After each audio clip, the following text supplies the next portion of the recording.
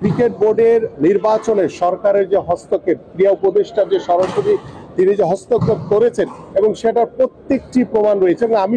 শুনে অবাক হয়েছি যে ক্রীড়া উপদেষ্টা বিভিন্ন কাউন্সিলরদেরকে ডেকে তিনি নিজে থ্রেট করেছেন যে তিনি কালকে যাতে নির্বাচনে যাতে ভোট করে। ক্রীড়া উপদেষ্টা এই ধরনের আচরণ করবে এবং অনেক কাউন্সিলররাই আমাকে ফোন করে বলেছে যে ভাই আমাদেরকে ডেকে নিয়ে এই ধরনের থ্রেট করছে, যেটা আমরা কখনোই মানে চিন্তাও করি না স্বপ্নে যে এই ধরনের আচরণ করবে। যে ক্রিকেট বোর্ড হচ্ছে বাংলাদেশের সবার, এখানে ক্রিকেট বোর্ড কারো ব্যক্তির না। ক্রীড়া উপদেষ্টা নিজে এই ক্রিকেট বোর্ডকে তার ব্যক্তির করে নিয়েছেন এবং তিনি বলেছেন যে যে কোনো মূল্যে তিনি বুলবুল ভাইকে প্রেসিডেন্ট করবেন। এই যে স্বেচ্ছাচারিতা বা এই যে একদম সরাসরি সরকারি হস্তক্ষেপ, এটা আমরা কখনোই, আমার কাছে মনে হয় না যে বাংলাদেশের ক্রিকেট প্রেমীটা এটা স্বাভাবিকভাবে কখনোই মেনে নিবে। ক্লাব নিয়ে যে একটি ঝামেলা তৈরি হয়েছিল, যেটি আপনাদের গণমাধ্যমেও এসেছিল, সেই 4টি ক্লাব থেকে কিন্তু এখানে 4 জন বোর্ডের ডিরেক্টর এসছে। যে ক্লাবগুলো নিয়ে প্রশ্নবিদ্ধ ছিল, যে ক্লাবগুলো নিয়ে ঝামেলা ছিল, সেই ক্লাবের প্রতিনিধি হয়ে তারা বোর্ডের ডিরেক্টর হয়েছে। এখানেই তো তাদের একটি ঝামেলার জায়গা তৈরি হয়েছে। তারপরে এই ক্রিকেট বোর্ডের যে আমাদের বুলবুল ভাই যে চিঠিকে চ্যালেঞ্জ করে যে যারা ক্রীড়া সংগঠক জেলা ও বিভাগের যারা এটিকে রিড করেছিলেন, সেখানে কিন্তু একটি আইনের একটি প্রক্রিয়া রয়ে গেছে এবং এটি কিন্তু এখন পর্যন্ত নির্বাচন হয়ে গেছে, কিন্তু এটি কিন্তু কোর্ট যেটি রায় দিয়েছে যে হাইকোর্টের ফুল বেঞ্চে শুনানি করে এসে তারপরে এটাকে নতুন করে সিদ্ধান্ত নেওয়া হবে। তার মানে কি, যে হাইকোর্ট যদি রায় দেয় যে না, ওই যে চিঠিকে যদি অবৈধ ঘোষণা করে, তাহলে কিন্তু এই নির্বাচন ব্যবস্থাও কিন্তু বাতিল হয়ে যাবে, যেটি ইতিমধ্যে নির্বাচিত হয়েছে। তো সবকিছু মিলিয়ে আমার কাছে মনে হয় যে এই ধরনের একটি প্রশ্নবিদ্ধ নির্বাচনকে আমরা স্পোর্টসের যারা লোক রয়েছে তারা কখনোই মেনে নিতে পারি না এবং ভবিষ্যতে এটা আমরা মানব না। ক্রিকেট বোর্ড থেকে কাউন্সিলর করার জন্য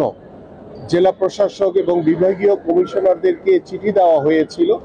তখন জেলা প্রশাসক এবং বিভাগীয় কমিশনাররা তারা গঠনতন্ত্র অনুযায়ী তারা বিভিন্ন বিভাগ এবং জেলা থেকে তারা কাউন্সিলর পাঠিয়েছিলেন এবং পরবর্তীতে আমরা নির্বাচন কমিশনার গঠন হওয়ার পরে দেখলাম যে 18 তারিখ আমাদের বর্তমান যিনি প্রেসিডেন্ট রয়েছেন বুলবুল ভাই, তিনি একটি চিঠি দিয়ে যে অ্যাডহক কমিটির ভিতর থেকে কাউন্সিলর করতে হবে এবং সেটি আমি যতটুকু জানি যে গঠনতন্ত্র অনুযায়ী জেলা প্রশাসক এবং বিভাগীয় কমিশনার তারা চাইলে তারা ওই অ্যাডহক কমিটি কিংবা বাইরে থেকে দেওয়ার মতো এখতিয়ার তাদের রয়েছে।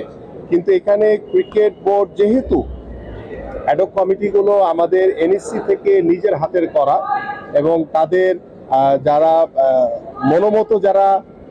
ওই কমিটিতে আছেন তাদেরকে নিয়েই কিন্তু এই অ্যাডহক কমিটি করা হয়েছে। তো সেইখান থেকে দেওয়ার উদ্দেশ্য হচ্ছে যে প্রথমেই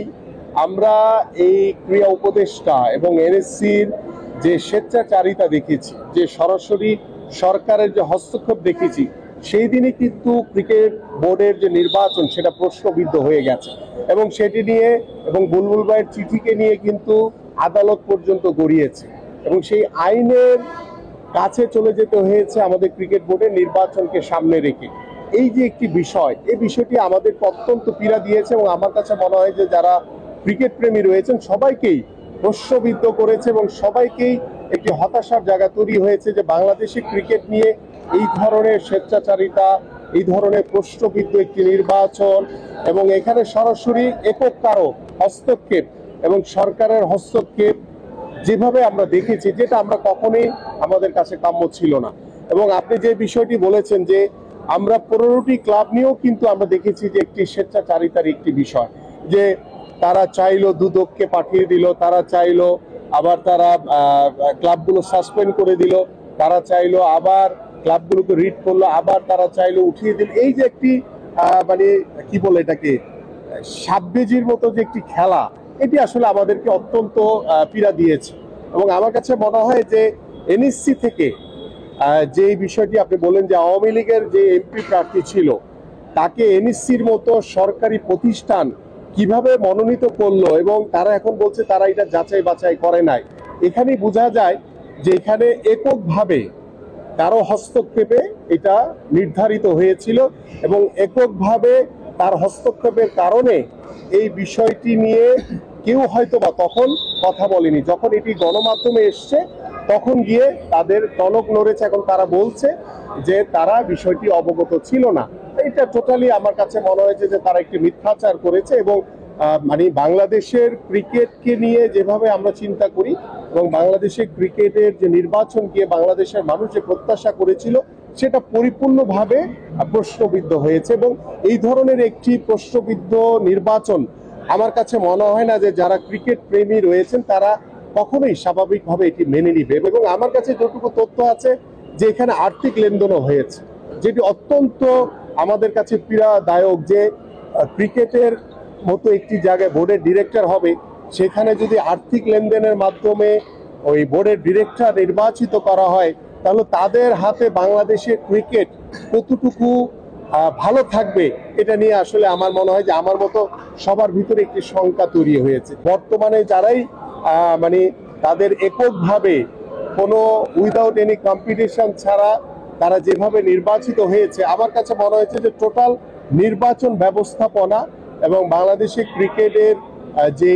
নির্বাচনকে কেন্দ্র করে